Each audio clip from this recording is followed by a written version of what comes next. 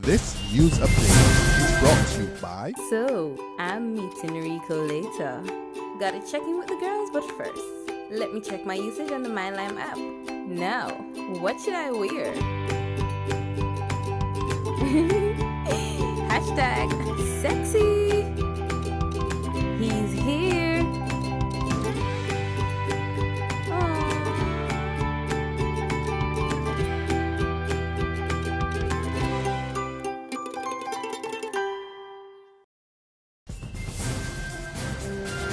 Welcome to the Barbados Today Afternoon Update for Friday, April 24th. I'm Fernella Wedderburn. Good afternoon.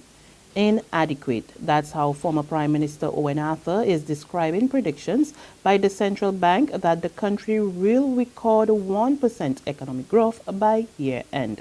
In fact, Mr. Arthur says the projection is a far cry from the 3% needed for Barbados to see some recovery and repair the economic damage that has resulted from an extended period of falling production, savings and investment. The former finance minister told the 40th anniversary lecture of the Institute of Chartered Accountants last night that the lack of growth in the country has been on for too long now and puts the economy in a state of disaster. Barbados' fiscal crisis now has many intractable dimensions. They include large and unsustainable deficits, which are way out of line with best practices for a country with a fixed exchange rate. They include the exhaustion of sound options by which the deficits can be financed.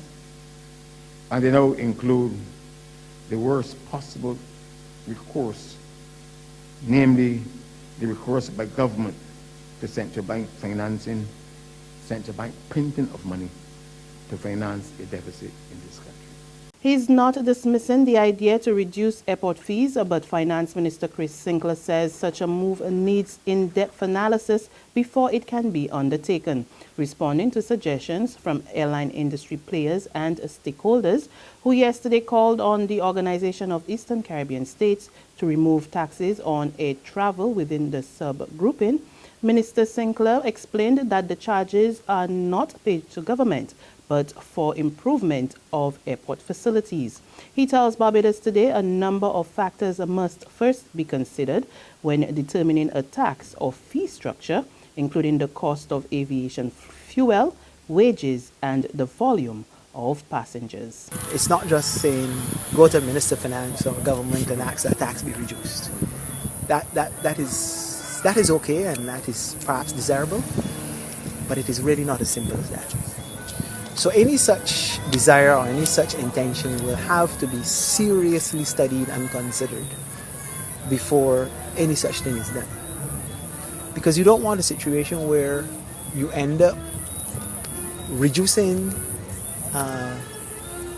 fees or taxes or whatever, and then run yourself into the problem where the airport authorities cannot justify by way of the money they're making the cost for the structures which they have put in. Because invariably what will happen is that they will then have to call on their shareholder. And in this case, the case of Barbados, the shareholder is government. In other news, the police commissioner has lost round one of a class action suit brought against him by sports shooter Bernard Chase. On Wednesday, High Court Judge William Chandler granted an injunction against Acting Commissioner Tyrone Griffith, restraining him from refusing to renew or revoke any firearm licenses issued by him for sporting purposes. The order also restrains the commissioner from taking similar action for licenses endorsed with the words "for use of target shooting only." However, the court has directed that the top cop or his agents can only refuse or revoke such licenses in accordance with the conditions set in Section 15 of the Firearms Act, Cap 179. The injunction remains in place until the hearing of the substantive case and determination of the claim or until further order from the court. There's a call for Barbados to set up a specialized court for juveniles. It comes from former presiding magistrate in the District A Juvenile Court, Barbara Cook Arlene. Speaking to Barbados today at the just concluded National Conference on Juvenile Justice, Cook Aline, who is now the Registrar of the Supreme Court, says such a move would speed up cases involving young people, as it will meet on a full-time basis instead of part-time, as is currently the case. So we'd love to see a centralized court specializing in juvenile where the magistrate is fully trained to deal with juvenile. And everybody's on board with that. The probation is present, the prosecutor, and all the players were properly trained. And just have one centralized court dealing with all of them. There's regional and international news after this short break. FAS Entertainment presents the Digicel Vintage Reggae Show and Dance featuring MARCIA GRIFFITHS,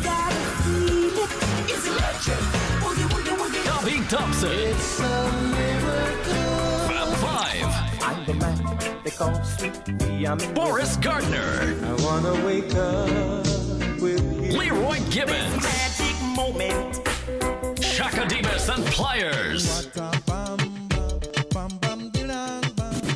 Admiral TIBET, plus Biggie Irie and Super Ruben. MC Admiral International, the Digicel Vintage Reggae Show and Dance. Friday, April 24th, Garfield Somers Gymnasium. Showtime, 9 p.m.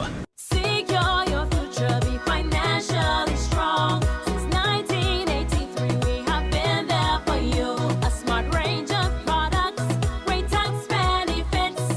We're the solution to your hopes and your dreams. The Barbados Workers Union Cooperative Credit Union. The Barbados Workers Union Cooperative Credit Union. Humble beginnings to smart loans, smart savings.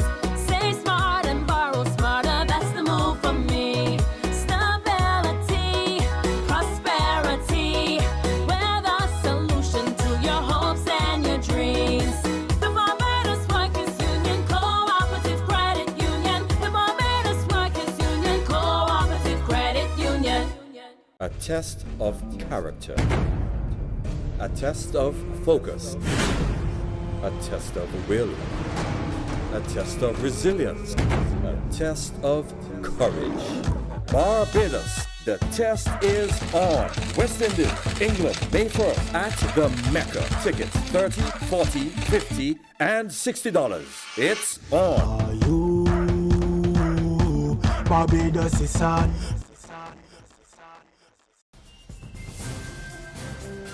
We pick back up with news that the region is back in the international spotlight over offshore banking. The FBI says it's currently investigating a British trader who allegedly stashed millions in Caribbean offshore banks. The London Evening Standard reported the 36-year-old man who lives with his parents in West London was able to find £5 million in sureties to pay his bill. The FBI claims that the Brit admitted to amassing the majority of his net worth in no more than 20 days of trading on days when the market was particularly vulnerable.